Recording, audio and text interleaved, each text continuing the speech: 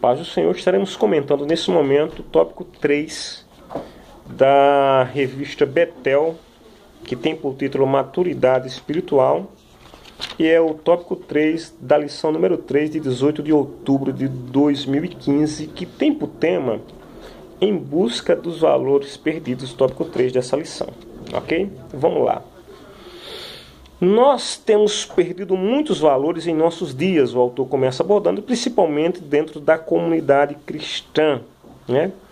E ele fala aqui que nós precisamos agir como essa mulher, vasculhar as vidas até encontrar esses valores. Então, ou seja, os valores espirituais que a igreja tem perdido no decorrer do tempo, que a influência do pecado dentro da igreja, no berço da igreja, motivado pela adequação da igreja ao pecado, né? A igreja tem se adequado à sociedade, à maneira da sociedade viver. Por que isso?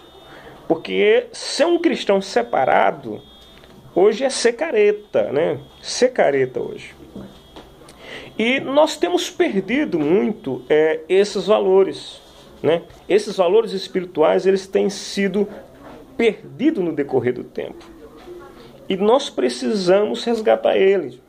Eu volto a insistir nisso. Nós, hoje, um culto, para ser um culto importante, um culto top, eu volto a insistir, tem que ter excelentes louvores. E eu não sou contra a questão de ter excelentes louvores. Tem que ter aquela pregação de Deus do céu está perfeita, eloquência, né? Tem que ter um manto, mas tem faltado valores espirituais a tudo isso.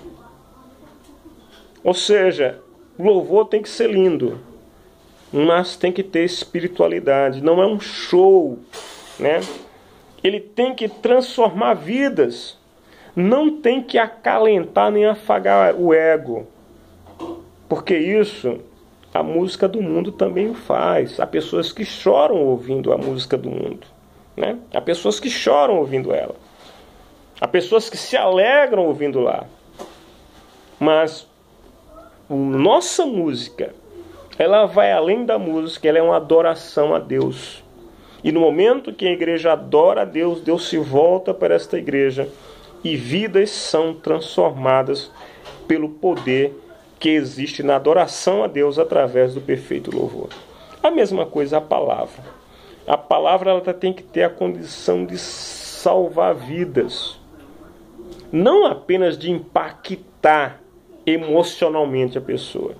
E nós vemos isso refletido na dimensão em que tantas pessoas acabam se convertendo, entre aspas, as nossas igrejas, se convertem, mas poucas permanecem. Então aquela pessoa, ela não foi transformada pela palavra. Não. Ela sofreu ali apenas o que? Uma emoção momentânea, volta para casa, passou a emoção, voltou para a sua vida que tinha antes. Por quê? Porque não foi transformada, nem convencida do seu pecado pelo Espírito Santo de Deus. Falta-nos também, ou seja, incrementar a palavra, né? Incrementar a palavra com o quê?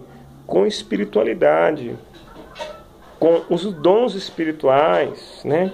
Sermos maduros espiritualmente, para que através da maturidade espiritual a palavra seja acompanhada de milagres e maravilhas, porque se nós olharmos a igreja primitiva, que realmente transformou vidas, que modificou vidas, que converteu vidas, ela tem essas duas coisas, milagres e maravilhas.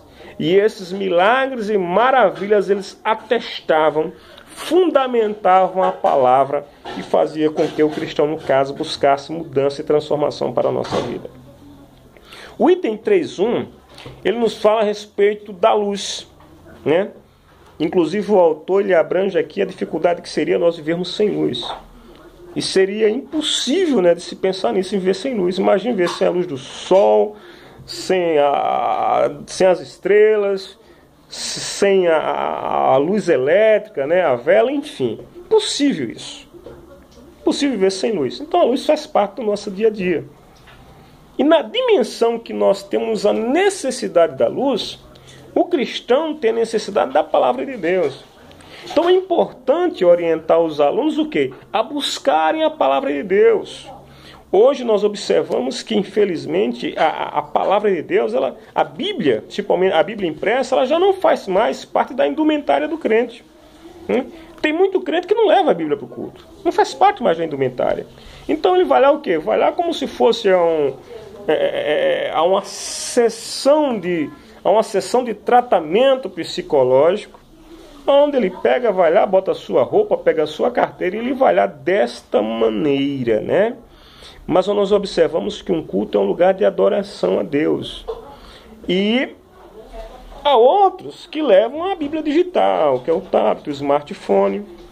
Eu não questiono que Bíblia você deva levar para o culto. Mas a importância aqui é de fazer com que os alunos, com que os cristãos façam uso da ferramenta, façam uso da Bíblia na sua vida. Passem a ler.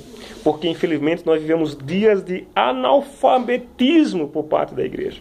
Porque a igreja desconhece a Bíblia, desconhece a palavra. Eu, certo dia, observava um culto em determinada igreja. Vocês terem uma ideia do analfabetismo espiritual que nós vivemos, o analfabetismo da Bíblia, vocês desconhecem totalmente a Bíblia, ao ponto de quem estava pregando ser usado em mistério para profetizar, e no ato de profetizar, entenda muito bem isso, ele erra o versículo bíblico. Eu digo, Deus do céu. Agora o pior não é isso. O pior é que aí a igreja que entrou no manto tremendo. Então vocês imaginem o analfabetismo espiritual que nós estamos vivendo.